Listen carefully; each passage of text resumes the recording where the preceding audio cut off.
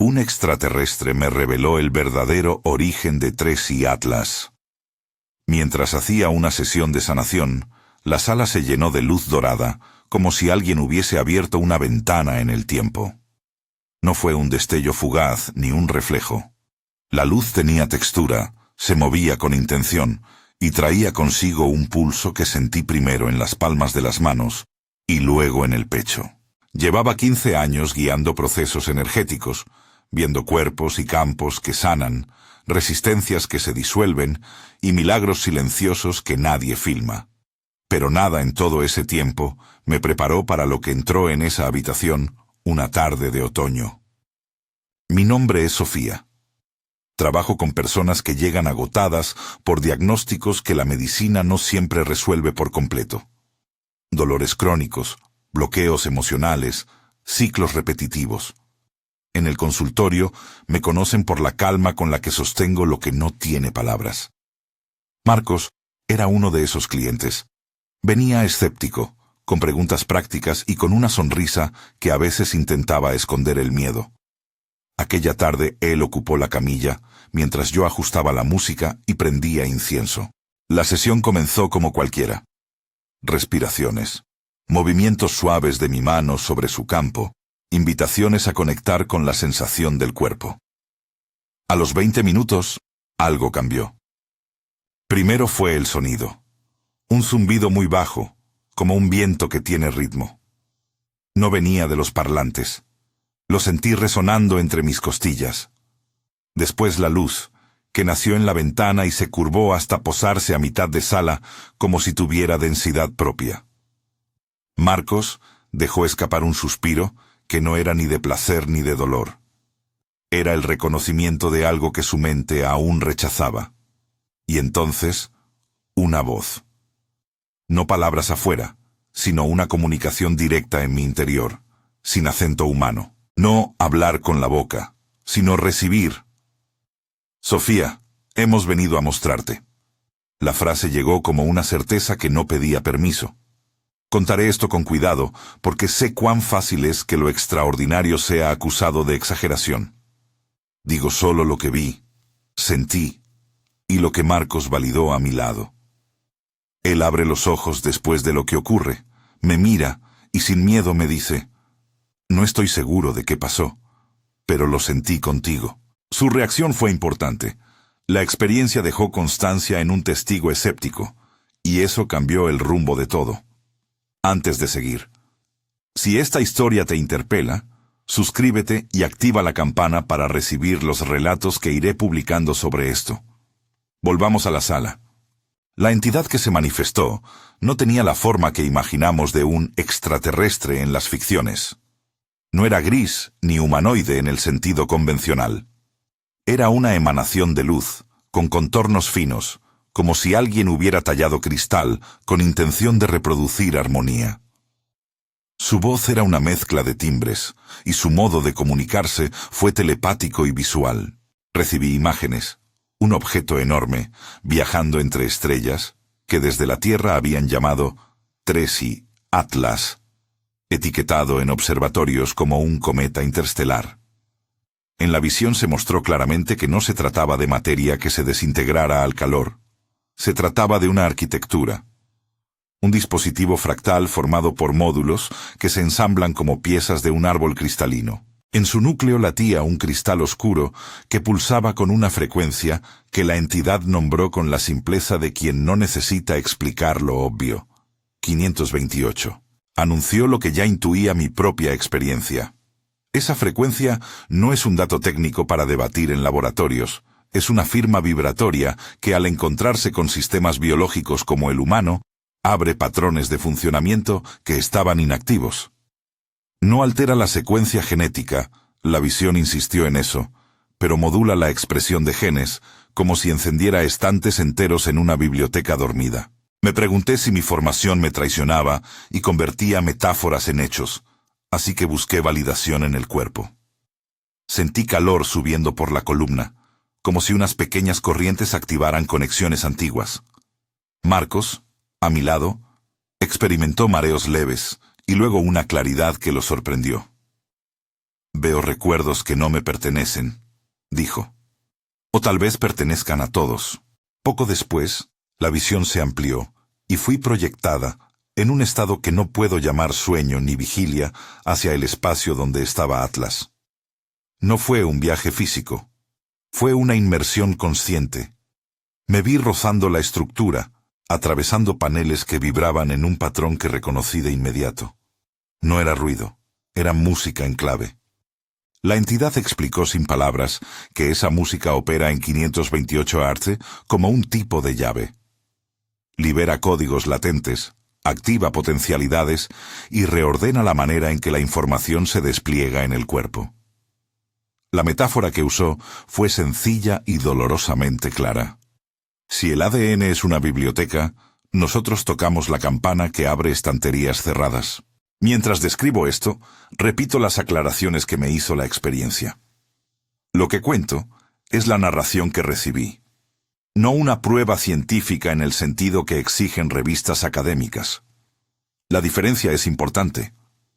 Hay quienes sentirán esto inmediatamente.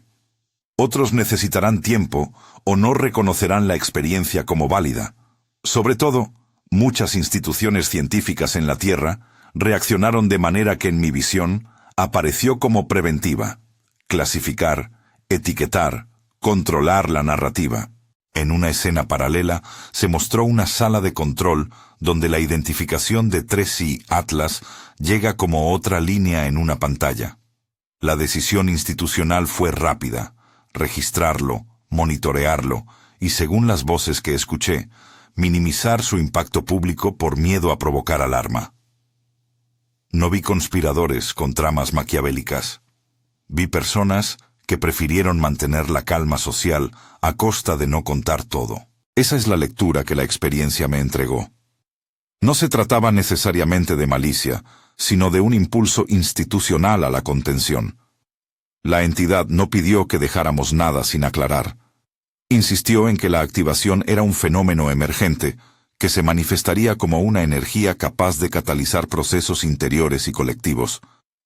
Mi tarea, me dijo, no sería confrontar sistemas, sería validar experiencias. Eso explicaba por qué encontraron en Marcos a un testigo práctico.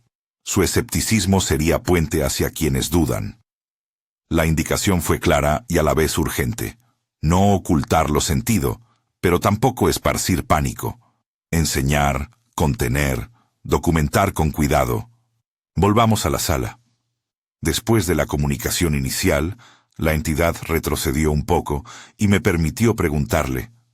Le pregunté por qué aparecer a través de mí, por qué en ese momento, por qué a través de una frecuencia que, según la experiencia, despierta lo biológico sin destruirlo. La respuesta llegó como una imagen más que como explicación verbal.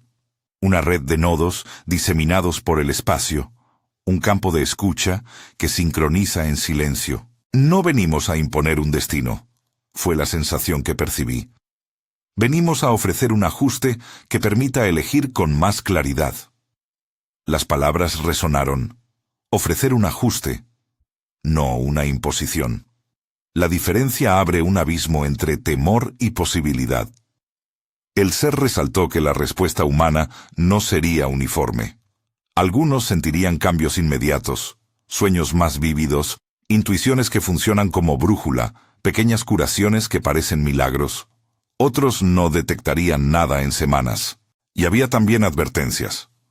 Cuando una frecuencia así circula, aparecen reacciones de miedo colectivas que pueden llevar a patologización de lo nuevo. En la visión, equipos médicos debatían si llamar a emergencias. Redes sociales llenaban de teorías y burlas. Medios optaban por distraer con otros asuntos. Esa tensión, entre validación y descuento, marcaría las semanas que siguieron. No puedo dejar de mencionar cómo se expresó la frecuencia. A medida que la entidad hablaba, la habitación vibró con una suavidad que se siente más en el cuerpo que en los oídos. Fue un zumbido armónico que me permitió distinguir capas. Una que toca la memoria emocional, otra que estimula sin dolor los procesos celulares, una tercera que actúa sobre la percepción del tiempo. Me vino la imagen de un péndulo que acelera ciertos ritmos internos y ralentiza otros, permitiendo que lo viejo se despegue con menos resistencia. Después de esa primera comunicación, la experiencia me ofreció una vista panorámica sobre lo que vendría. Un escalamiento en semanas. Vi, en términos sensoriales, una curva que subía desde una fase inicial de ajuste hasta un pico intenso en torno a la 10ª semana. La progresión no fue una predicción fría, sino un mapa de posibilidad. Las primeras 3 semanas serían de activación sutil. Síntomas leves, sueños que llaman, intuiciones que se vuelven más audibles. Entre la 4ª y la 7ª semana aparecerían manifestaciones más llamativas. Sincronías que se multiplican, fenómenos de sanación inesperados, comunicaciones interiorizadas que muchos interpretarían como intuición elevada. Hacia la 8ª hasta la 10ª semana, el manto que separa lo habitual de lo extraordinario se adelgaza. La percepción colectiva se vuelve más permeable, y durante un lapso crítico de aproximadamente 48 horas, el salto sería más acusado. Visiones compartidas, un aumento exponencial en coincidencias y en la sensación de conexión con algo más amplio. La entidad no lo presentó como un juicio sobre la humanidad, sino como una ventana, un tiempo en el que elegir ser guiados por el miedo o por la apertura. A estas alturas, te preguntarás por los resultados concretos. La experiencia identificó 5 capacidades que emergen con claridad cuando la frecuencia encuentra receptividad. La primera fue la sanación amplificada. Me mostró dolores que retroceden, patrones inflamatorios que se alivian y sensaciones de alivio que no aparecen de la noche a la mañana, sino que se sostienen en el tiempo con prácticas integradas. Insistió que no se habla de curas garantizadas, esa fue una línea repetida, sino de una apertura a procesos de reparación más rápidos en quienes ya tienen predisposición para ello. La segunda capacidad fue la intuición intensificada. No la intuición dramática que aparece en películas, sino una sensibilidad concreta. Señales, pequeñas advertencias internas ante decisiones. Una manera de oler las intenciones en una conversación. Marcos, por ejemplo, en los días siguientes, notó que podía anticipar llamadas y mensajes con minutos de adelanto. Dejó de ser coincidencia y se volvió herramienta. La tercera fue una telepatía inicial. No la lectura absoluta de mentes, sino la habilidad de sincronizar pensamientos y emociones con personas cercanas, parejas, sanadores, niños, generando una comunicación más rápida y sutil. No se trató de escuchar palabras, sino de percibir estados. En la visión, se vio cómo este tipo de comunicación pudo salvar a grupos de decisiones precipitadas, permitiendo compasión inmediata antes de actuar. La cuarta capacidad fue la manifestación acelerada. Intenciones sostenidas con claridad parecían materializarse con mayor rapidez. La experiencia dejó claro que esto no equivale a magia instantánea. Las manifestaciones obedecen a sinergias entre intención, acción y contexto. Vi ejemplos sencillos. Una cita médica que aparece en el momento justo, la reparación de un equipo doméstico que parecía imposible, ayudas que llegan desde lugares inesperados cuando una comunidad se sincroniza. La entidad subrayó que la manifestación es más efectiva cuando se orienta al bien común que al deseo egoísta. La quinta y última capacidad fue la conexión directa con fuente o lo divino, según cómo cada quien nombre lo trascendente. Para algunos sería una oración más sentida. Para otros, estados de unidad con la vida. Para otros, encuentros con presencias no físicas que aportan guía. En la visión no había dogma. La experiencia respetaba el marco interpretativo de cada persona.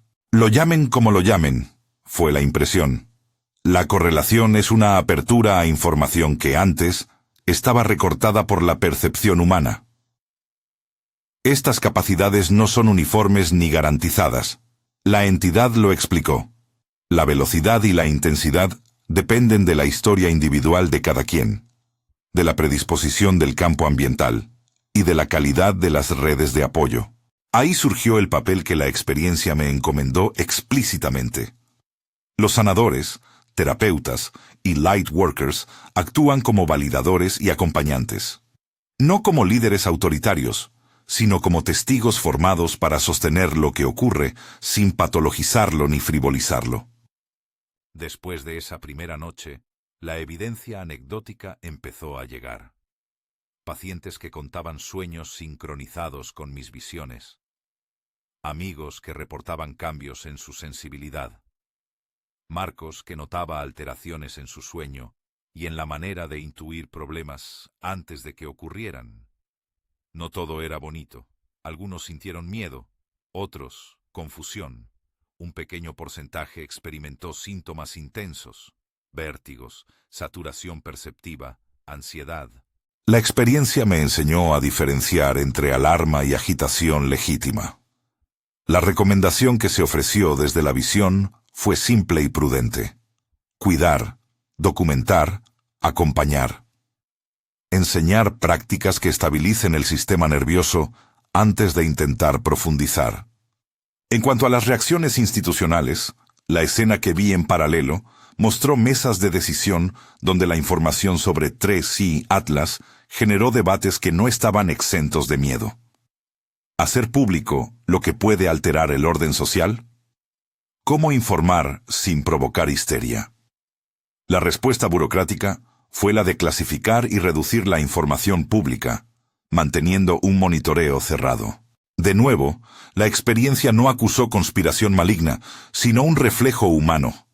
Proteger estructuras frente a lo impredecible. Presenté esto a colegas en mi entorno, y algunos reaccionaron con incredulidad, otros con interés cauteloso. Para los terapeutas, la pregunta fue, ¿cómo validar sin sembrar delirio? La respuesta que se compartió fue práctica. Registrar, acompañar sin juicios, mantener diálogo con profesionales de la salud mental cuando la experiencia desborda la capacidad de contención. Tras los primeros encuentros y las primeras semanas de testimonios, decidí empezar a documentar todo. Fechas, síntomas, coincidencias. Abrí un cuaderno que llamé Registro de Sincronías.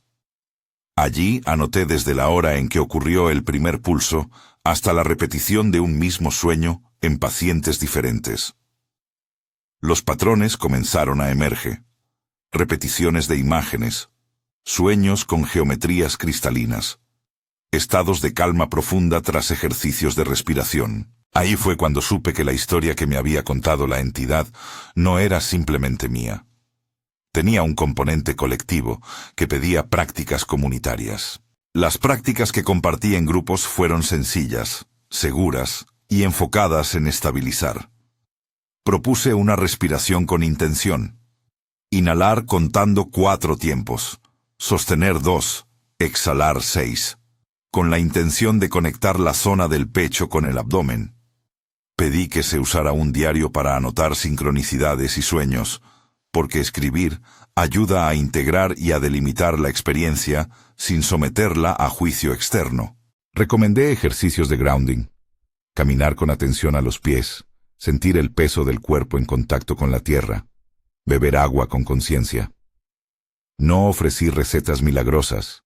Insistí en que nadie dejara tratamientos médicos ni sustituyera consultas profesionales. Mi rol era el de acompañante que valida y sugiere prácticas no invasivas.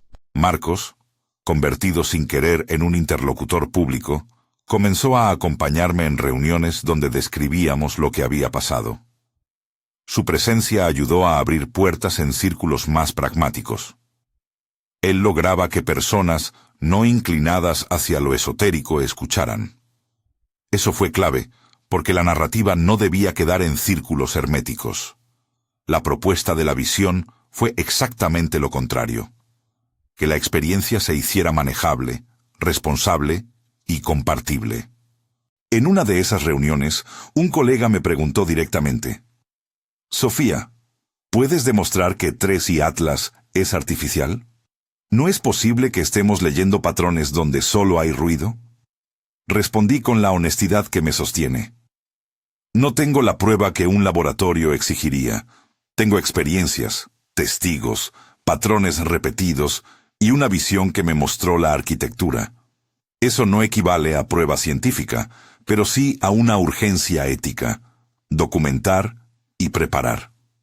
Esa respuesta fue suficiente para delinear mi camino. Era necesario coexistir con la duda pública mientras se fortalecía una red de evidencia testimonial y clínica. Las semanas siguientes se volvieron una mezcla de rutina y asombro. Empecé a recibir testimonios de otros terapeutas, sueños colectivos donde aparecía una esfera que emitía un pulso, y al despertar, la sensación de haber escuchado una música que no corresponde a ningún instrumento humano. Algunos pacientes reportaron pequeñas remisiones de dolor. Otros describieron encontrarse con paisajes interiores que les ofrecían respuestas a traumas antiguos. En paralelo, hubo casos difíciles, donde la intensidad de la experiencia sobrepasó la capacidad de contención. Episodios de ansiedad aguda que requerían intervención clínica. Cada caso me recordó que cualquier fenómeno potente exige protocolos claros: sostén emocional, acompañamiento profesional y registro cuidadoso. A mitad del ciclo que yo sentí como un mapa de activación, ocurrió algo que modificó mi relación con la visión. Un pulso más intenso, centrado, que me dejó la impresión de que Atlas respondía de manera selectiva. No es que eligiera personas, sino que resonaba de acuerdo a la apertura de cada campo. A algunos alcanzaba como un susurro, a otros como un tambor. En esa fase mi rol se volvió doble: seguir atendiendo pacientes y al mismo tiempo formar grupos de validación para ayudar a quienes llegaban con experiencias que la medicina etiqueta con rapidez como psicológicas. La práctica consistía en registrar la experiencia sin patologizarla, ofrecer herramientas para estabilizar y, cuando era necesario, derivar a profesionales clínicos. Una noche, ya entrada la 7ª semana, la entidad volvió a comunicarse. En esa sesión, la experiencia fue más intensa. La luz no se contentó con posarse en la sala, sino que abrió un punto y me invitó a entrar con la sensación de que ahora el tejido entre lo humano y lo que el ser llamaba el dispositivo se había vuelto más delgado. Hubo una imagen que me quedó grabada: pasillos de cristal dentro de Atlas, que contenían pequeñas cámaras de resonancia. En uno de esos compartimentos, algo parecido a un panel escrito en símbolos que no entendí con la mente pero que capté con el cuerpo. Patrones armónicos que sugerían instrucciones para la vida cotidiana, no mandamientos, sino orientaciones. La invitación fue clara. Quienes entran a recibir la frecuencia no son objetos, sino co-creadores de su efecto. En ese punto mi relato se vuelve aún más íntimo, y no puedo describirlo sin admitir miedo y fascinación a la vez. Atlas no apareció como un invasor, sino como una posibilidad tecnológica con intención de ajuste, una máquina que ofrece una afinación. ¿Para qué? La visión dio tantas respuestas como preguntas. Para acelerar procesos evolutivos, para permitir una mayor colaboración, para abrir canales de información que antes estaban silenciados. Pero también dejó claro que la libertad de elegir permanecía. Las comunidades podrían aceptarlo y aprender. Podrían rechazarlo y ver cómo la energía se atenúa. Nada estaba programado de manera irrevocable. La decisión era colectiva. En el momento en que la entidad me permitió tocar de cerca uno de esos paneles, sentí un zumbido que no solo vibró mi cuerpo, sino que puso en marcha recuerdos que no eran míos. Escenas de personas reunidas alrededor de plantas, niños riendo en espacios abiertos, ancianos transmitiendo saberes sin prisa. No eran imágenes de un futuro obligatorio, sino posibilidades que emergen cuando la frecuencia encuentra recipientes humanos dispuestos al diálogo. Fue entonces que comprendí la otra cara de la advertencia. Si la activación no se integra con ética y responsabilidad, puede ser reducida por quienes prefieren controlar la narrativa. Mientras la visión se contraía y volvía mi conciencia a la sala, sentí una urgencia que no era miedo ciego, sino claridad de propósito. Documentar, formar, acompañar y enseñar prácticas que sostengan la integración. La entidad me dejó con una sensación de alianza más que de tutela. Antes de despedirse, me mostró un fragmento del cronograma con mayor detalle. Las primeras 3 semanas de ajuste. Las semanas 4 a 7 de manifestación creciente, y el tramo 8 a 10, donde un pico de apertura marcaría una ventana crítica. Pero no me permitió ver el desenlace completo. La comunicación se cerró con la sensación de que lo que sigue depende de nuestras respuestas colectivas. Salí de esa sesión con manos temblorosas y una carpeta llena de apuntes que todavía hojeo cuando necesito recordar detalles. Marcos me acompañó a la salida. En su rostro había menos incredulidad y más un tipo de urgencia práctica. «Si esto es real», me dijo, «tenemos que empezar por lo más simple, ayudar a la gente a no asustarse». Fue una frase que me confirmó que la experiencia, además de extraordinaria, había traído una responsabilidad concreta. La noche cerró con una ciudad aparentemente igual, pero con hilos nuevos en el tejido social. Personas que empezaban a soñar cosas similares, terapeutas que me escribían por la madrugada, y el rumor, todavía tenue, de que algo catalogado como cometa podría ser otra cosa. En ese punto, la historia no se compone solo de visiones y sensaciones. Comienzan a aparecer actores diversos, laboratorios que monitorean sin divulgar, grupos de ayuda que intentan organizar jornadas de integración y comunidades que se abren a registrar sueños y sincronicidades. Mi cuaderno de registro se llenó de entradas que uno por uno podrían alimentar estudios largos. Pero ahora, cuando escribo esto, hay una sensación clara. Estamos en el umbral. La entidad abrió una puerta y dejó una ventana de tiempo para elegir cómo entrar. Mi misión, según la experiencia, es acompañar el tránsito y formar una red que valide sin imponer. La próxima etapa será clave. Comprender con mayor precisión los ritmos de activación y preparar a quienes estarán en los primeros planos de la experiencia pública.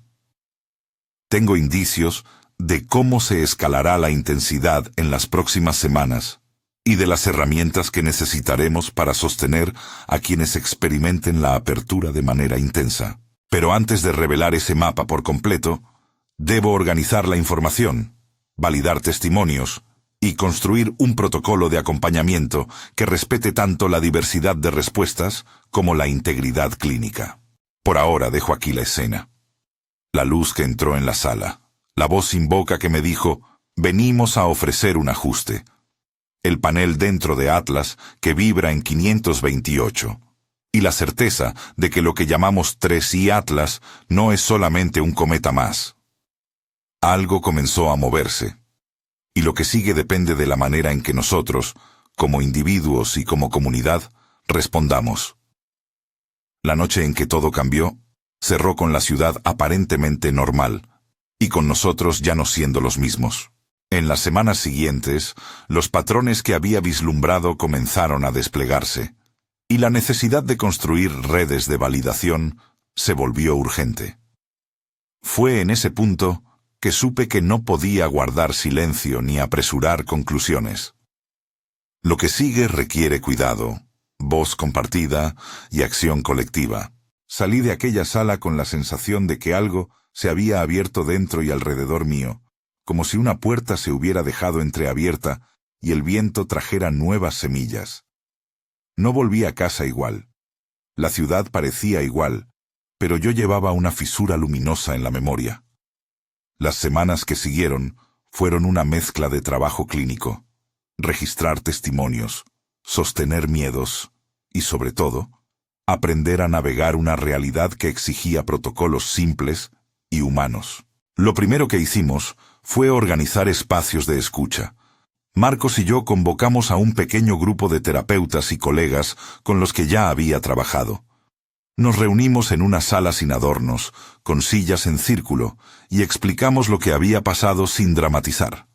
Relatos, sensaciones, patrones. Necesitábamos una mesa técnica y un seno humano. Allí acordamos 4 prioridades prácticas: registrar, contener, validar y derivar cuando fuera necesario. No éramos una comisión científica, éramos cuidadores en primera línea. El registro fue más sencillo de lo que imaginé en mi primer impulso. Establecimos un formato básico para anotar experiencias: fecha y hora, síntoma o percepción, intensidad del malestar, recursos usados y resultado inmediato, y pedimos a quienes se acercaran que lo llenaran en papel o en un formulario seguro. El objetivo no era proclamar verdades, sino construir un archivo de síntomas y sincronías. En esos formularios aparecieron patrones repetidos, el eco de una melodía interna, sueños con geometrías cristalinas, despertares con claridad súbita, dolores que cedían tras ejercicios de respiración. Nada de eso demostraba nada en laboratorio. Para nosotros, sin embargo, eran datos para entender cómo responder. La contención fue el segundo eje. Diseñamos módulos de apoyo en 3 niveles. El nivel 1 era para quien vivía la experiencia como curiosidad o leve sorpresa. Herramientas de grounding, respiración y journaling. El nivel 2 atendía a quienes reportaban saturación perceptiva, mareos, sobresaltos sensoriales, ansiedad. Y allí insistíamos en acompañamiento sostenido y derivación a profesionales de la salud mental cuando la intensidad excedía las herramientas de contención comunitaria. El nivel 3 contemplaba emergencias clínicas, ataques de pánico severos, pérdida de funcionalidad, riesgo suicida. En esos casos, actuábamos como puente hacia atención especializada. No inventamos un flujo clínico, aliamos lo sensible con lo profesional. Validar fue la práctica más delicada. La tentación de explicar o silenciar es fuerte cuando lo extraordinario aparece. Aprendimos a hacer preguntas que no patologizan ni confirman prematuramente. ¿Qué sentiste? ¿Cuánto te alteró? ¿Dónde lo notas en el cuerpo? ¿Qué hiciste después? ¿Y eso cómo te ayudó? Acompañar era escuchar sin poner etiquetas rápidas. En muchas sesiones repetimos algo esencial. No busco convencerte, busco comprenderte. Esa frase abrió puertas. La derivación se volvió rutinaria.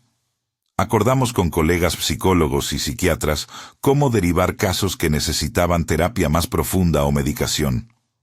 Repetimos una regla que me pareció salvadora: no sustituir juicios profesionales por interpretaciones experienciales. Si alguien ya estaba en tratamiento, nunca sugerimos dejar medicamentos.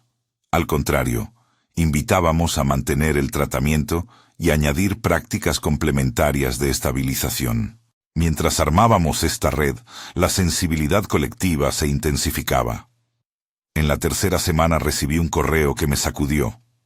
Un vecino relataba que, esa madrugada, soñó con una esfera luminosa que pulsaba al ritmo de su corazón. Al despertar, la migraña que lo acompañaba desde hacía años había aflojado. En otros mensajes, personas me contaban coincidencias pequeñas, pero significativas. Una llamada que llegaba justo cuando pensaban en pedir ayuda. Una solución inesperada a un problema doméstico. Para muchos, esas cosas eran apenas ecos. Para otros, eran señales de que algo se movía. Decidimos entonces sumar una capa educativa. Elaboré con el grupo un pequeño cuadernillo, claro y práctico. ¿Qué hacer ante sueños intensos? ¿Cómo llevar un registro de sincronías? ¿Cómo practicar la respiración de 4-4-2, que habíamos comprobado que ayuda a bajar la saturación? ¿Y cómo contactar a un profesional si la experiencia se volvía abrumadora? Evitamos tecnicismos y prometimos honestidad. No sabemos todo. Esto es un mapa provisional según las experiencias registradas. Compartimos ese material en encuentros presenciales y en grupos cerrados online. La respuesta fue mayor a lo esperado. Terapeutas de ciudades cercanas solicitaron charlas para formar facilitadores de contención. Marcos fue clave en ese proceso. Su mirada crítica calmaba a quienes temían caer en sensacionalismos. Más que convencer a nadie, Marcos conectaba con la duda práctica. Si esto es real, ¿qué hacemos mañana en la clínica? En una charla con directores de centros comunitarios, Marcos expuso la narrativa y pidió permiso para iniciar talleres de integración sencillos: respiración, diario de sincronías, caminatas de grounding. Su tono, directo y sin florituras, abrió puertas administrativas que mi lenguaje espiritual hubiera cerrado. Ahí comprendí que la alianza entre sensibilidad y pragmatismo era imprescindible. A partir de la cuarta semana, las manifestaciones crecieron con un ritmo que se volvió difícil de ignorar. No hablo de un fenómeno masivo en la calle, sino de una frecuencia de testimonios. Personas que nunca habían mostrado interés en temas esotéricos contaron sueños complejos. Terapeutas que trabajaban con dolor crónico empezaron a recibir consultas con mejoras puntuales. Grupos de apoyo en redes sociales comenzaron a multiplicar relatos. La activación no era homogénea. Unos vivían cambios leves, otros coincidencias llamativas. Unos pocos atravesaron crisis. Siempre repetíamos los mismos consejos: anotar, acompañar, mantener redes con profesionales médicos cuando la experiencia interfería con la vida cotidiana. En la sexta semana organizamos una jornada pública, no para hacer espectáculo, sino para ofrecer información y escucha. Reservamos un auditorio modesto. Pedimos a la gente registrarse y aceptamos solamente un aforo que pudiéramos contener. La convocatoria fue mixta: curiosos, terapeutas, personas que habían experimentado algo y buscaban palabras. Abrimos con una exposición breve sobre lo que habíamos registrado hasta entonces: patrones de sueño, sincronicidades, síntomas sensoriales y las 5 capacidades que ya había descrito. Pedimos a los asistentes que mantuvieran un espacio de respeto. Nadie venía a imponer certidumbres. La noche de la jornada sucedió una experiencia que quedó grabada en mi memoria colectiva. Un hombre en la audiencia se levantó y relató que, la semana anterior, vio con claridad una secuencia de imágenes que le mostró a su madre fallecida pidiendo cuidado para los nietos. Lo contó con lágrimas y sin melodrama. No validamos aquello como evidencia científica. Validamos su emoción y le ofrecimos acompañamiento para procesarlo. Fue un ejemplo concreto de cómo lo íntimo puede volverse operativo. Aquello que cada uno interpreta a su manera necesitaba un acompañamiento no sensacionalista. Mientras tanto, en la visión que había recibido, la esfera que llamaban Atlas seguía apareciendo en imágenes conjuntas de varios relatos. En conversaciones con colegas de otras ciudades surgió la posibilidad inquietante de que lo que veíamos no quedaría confinado a la intimidad. La fase del pico, la ventana de 48 horas que había sentido en la visión, se aproximaba. La decisión práctica fue preparar una red ampliada de apoyo para esas 48 horas.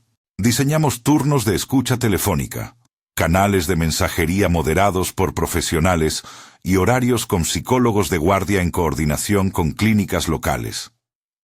No porque esperáramos caos, sino porque la experiencia nos había enseñado que la intensidad no solo produce apertura, también produce miedo, y el miedo desborda si no tiene quien lo sostenga. La octava semana fue un tiempo de acumulación.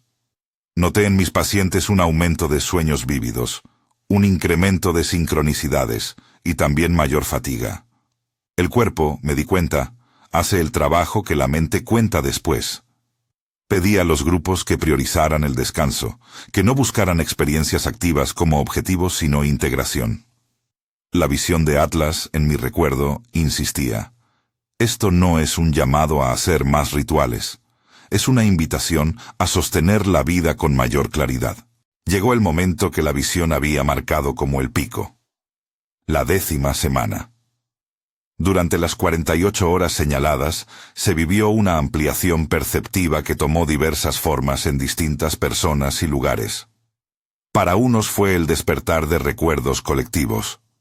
Para otros, un aumento de intuiciones que guiaron decisiones prácticas.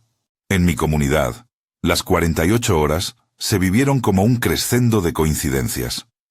Llamadas que confirmaban decisiones, encuentros inesperados que abrían soluciones y, en algunos casos, una oleada de testimonios de gente que describía un mismo símbolo onírico, una estructura fractal de luz.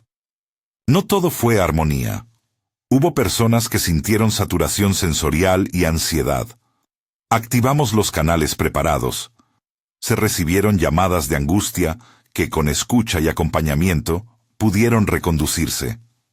En varios casos, la intervención temprana y la contención redujeron la necesidad de asistencia clínica urgente.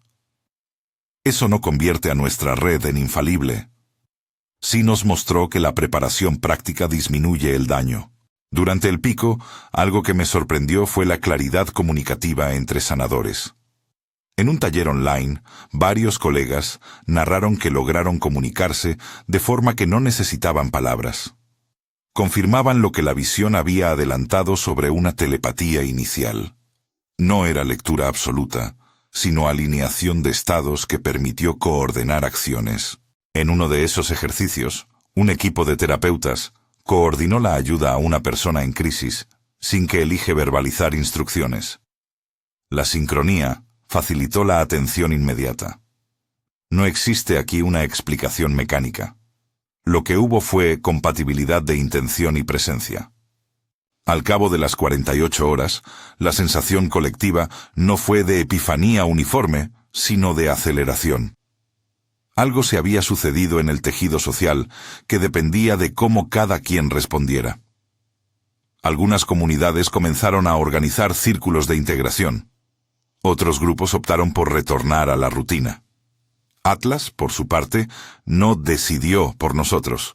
La visión había sido clara. Ofreció una afinación, no una sentencia. Las semanas posteriores al pico trajeron continuidad y trabajo. La intensidad descendió, pero no necesariamente regresó todo a la normalidad anterior. Lo que cambió fue la disposición de muchas personas a hablar de sus experiencias sin la vergüenza previa. Surgieron iniciativas concretas, grupos locales de validación, cursos básicos para terapeutas sobre cómo registrar sincronías de forma segura, y la creación de una base de datos anónima para mapear patrones sin identificar personas. Con todas las limitaciones éticas y técnicas, nos esforzamos por construir evidencia testimonial que pudiera tomar la forma de estudios de caso y observaciones clínicas, sin pretender que aquello fuera ciencia experimental. Frente a la opción de silenciar o compartir, optamos por lo segundo, con cautela. Organizamos círculos abiertos donde se hablaba claramente sobre los riesgos de la patologización pública. Hablábamos sobre la posibilidad de reacciones institucionales, no para alimentar paranoias, sino para preparar estrategias que mantuvieran la calma y la seguridad de las personas. Entre las acciones prácticas que discutimos estaban documentar testimonios de forma anónima, educar medios locales para evitar titulares alarmistas y tejer alianzas con equipos de salud mental para que hubiese canales de derivación efectivos. No se trataba de escapar de la realidad institucional. Se trataba de colaborar con ella desde la ética y la transparencia. En paralelo, surgieron intentos de desacreditación y burlas en redes. Era de esperarse. Lo que genera cambio también genera resistencia. Nadie en mi grupo propuso un enfrentamiento hostil. En vez de eso, reforzamos la práctica de la evidencia testimonial y la humildad epistemológica. Esto es lo que hemos visto. No afirmamos tener la verdad absoluta. Esa honestidad, más que la defensa acalorada, fue lo que nos permitió mantener puentes con profesionales que de otro modo habrían rechazado cualquier acercamiento. Mi tarea de formar facilitadores se amplió. Creé un taller estructurado en 4 sesiones destinadas a profesionales y voluntarios que quisieran acompañar sin invadir. La estructura fue simple y práctica. Sesión 1, ética y registro. Sesión 2, herramientas de estabilización. Sesión 3, trabajo en grupo y contención. Sesión 4, protocolo de derivación. En cada taller insistíamos en el respeto por la medicina convencional y la colaboración con equipos clínicos cuando era necesario. La formación evitaba cualquier promesa extraordinaria y en su lugar priorizaba la competencia humana: escuchar, sostener, documentar. A nivel simbólico, Atlas, el objeto, empezaba a recibir interpretaciones diversas. Algunos lo veían como una máquina afinadora, otros como un umbral que devolvía información. En mis conversaciones con colegas, la metáfora más útil fue la de una radio que ahora emite en una frecuencia que algunos pueden sintonizar. La pregunta pasó a ser práctica. ¿Qué hacemos cuando la gente empieza a sintonizar? Organizamos redes de apoyo, materiales educativos y canales de validación que funcionaran sin sensacionalismo. Conforme avanzaron los meses, algo que me pareció central fue la transformación en el rol de los terapeutas. Dejamos de ser solo sanadores individuales para asumir la responsabilidad de ser validadores públicos. Eso implicó, entre otras cosas, aprender a hablar con medios, escribir guías comprensibles y formar equipos de respuestas rápidas para quienes, en momentos puntuales, necesitaban acompañamiento intensivo. Muchos profesionales renunciaron a la idea de curar para abrazar el rol de facilitadores de integración. No es lo mismo, y esa distinción marcó la diferencia entre promesas vacías y trabajo real. Hubo también momentos de tensión interna. Algunos colegas propusieron rituales públicos que a mi juicio podían exponer a participantes vulnerables a reacciones intensas. Ante esas propuestas, mantuve una postura prudente. La protección de las personas es prioritaria. Rechazamos eventos masivos sin protocolos claros. En vez de ello, fomentamos encuentros pequeños, con profesionales formados, con espacios de descanso y derivación listos. Elegir la prudencia no era renunciar a la experiencia, era cuidarla. A lo largo de ese proceso, recibí muchas preguntas que revelaban la inquietud colectiva. Atlas es una prueba de vida extraterrestre. Esto es un experimento. ¿Debemos esperar más intervenciones? Respondía con lo mismo que me había dicho la experiencia. Esto es lo que se mostró. No es una prueba para el laboratorio. Es una convocatoria para la comunidad de cuidadores. Esa respuesta no satisfacía a todos, pero fue honesta. En la práctica clínica diaria, la interacción con pacientes cambió. Introduje en mi consulta rituales de cierre más enfocados en integrar experiencias. Terminar siempre con un ejercicio de grounding, sugerir un diario de sincronías por una semana tras una experiencia intensa, y coordinar sesiones de seguimiento más cercanas si la persona mostraba signos de saturación. Aprendí a pedir ayuda y a no llevar sola casos que me desbordaban. No por debilidad, sino por responsabilidad. A medida que sumábamos casos y experiencias, también percibí un cambio en la esfera pública. Más conversaciones abiertas, menos burlas automáticas y en algunos círculos científicos, una curiosidad cautelosa.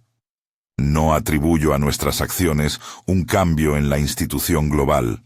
Sin embargo, nuestras prácticas locales demostraron que la honestidad documental y la cooperación con la salud pública pueden reducir el daño potencial de interpretaciones precipitadas. Con el tiempo, surgieron alternativas de cuidado comunitario, círculos de escucha, tandas de respiración guiada, grupos de journaling y caminatas de grounding. Muchas comunidades desarrollaron rituales sencillos para integrar lo que ocurría. Encender una vela, escribir 3 sincronicidades por día, compartir un testimonio en un círculo seguro. Esos rituales no eran mágicos, eran prácticos. Crear sentido, sostener la emoción y documentar patrones. Lo que me quedó claro, y que recalco ahora, es que el trabajo de integración exige ética.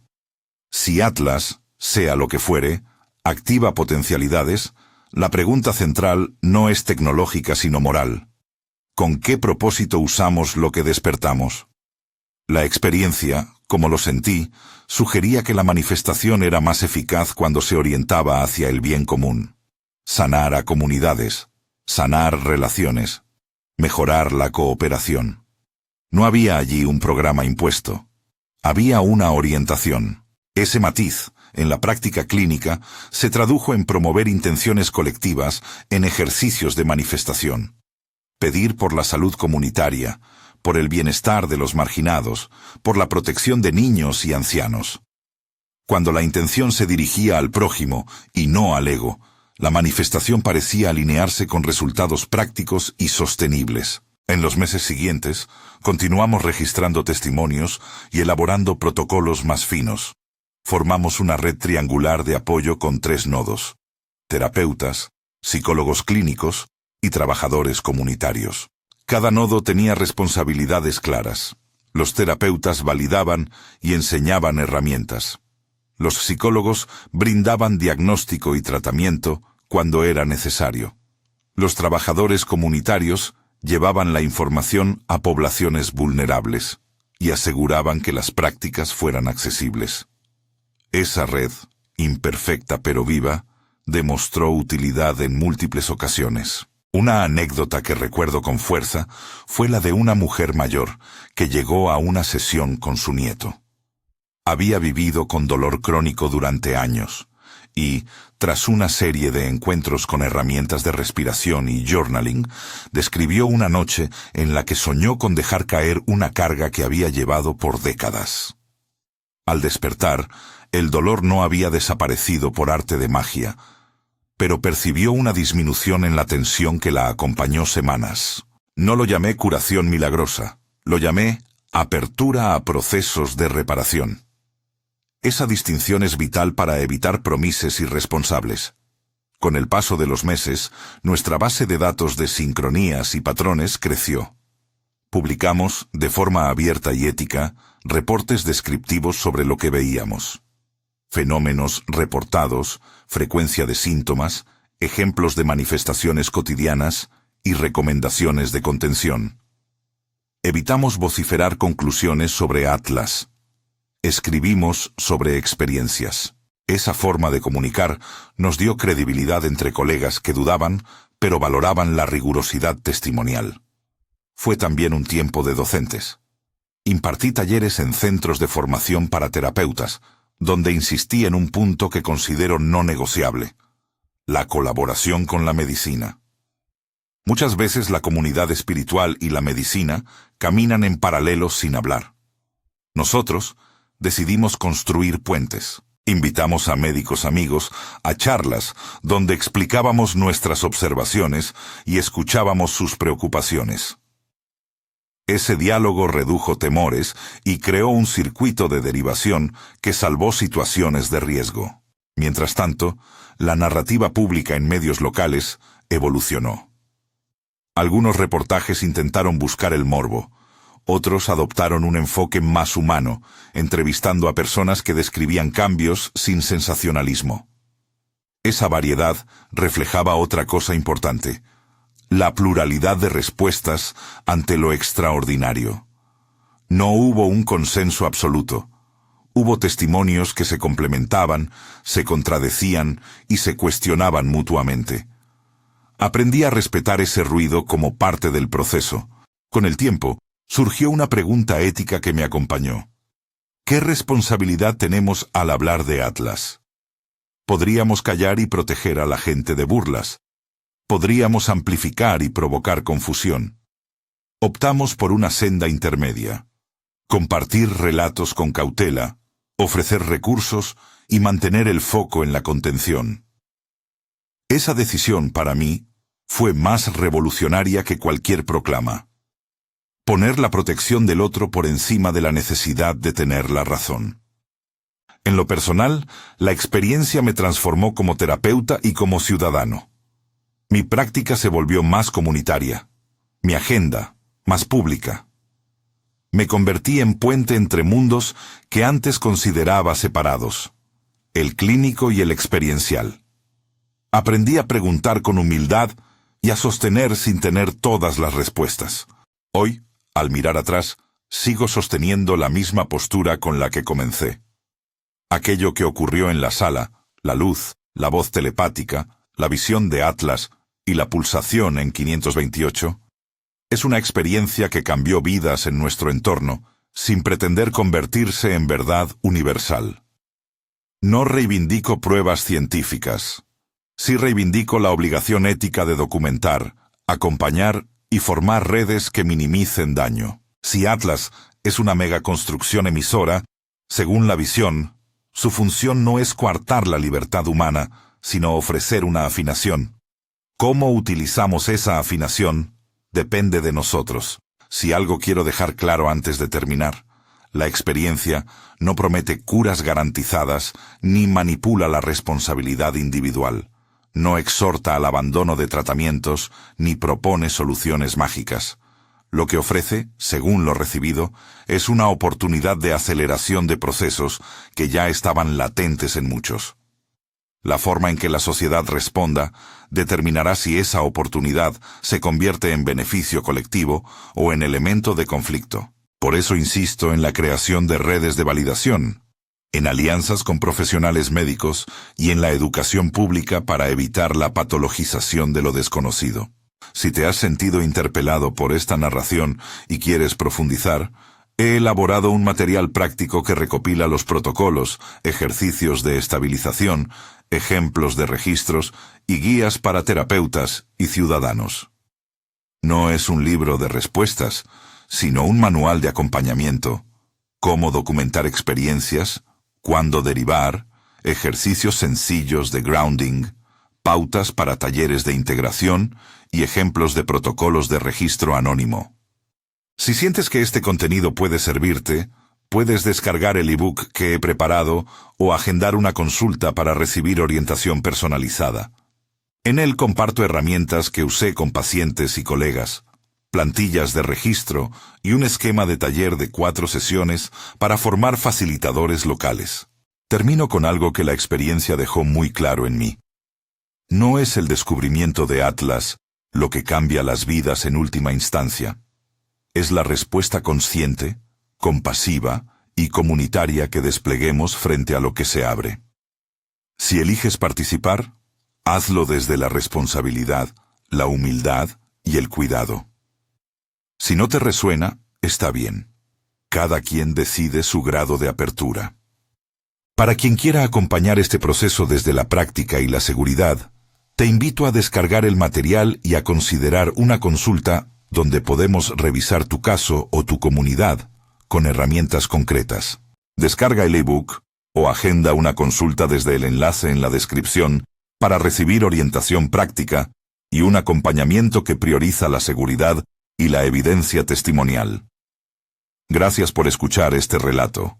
Gracias por sostener la experiencia con responsabilidad. La historia de Tracy Atlas, según lo que me fue mostrado, sigue desplegándose. Lo que hagamos con esa apertura depende de nosotros.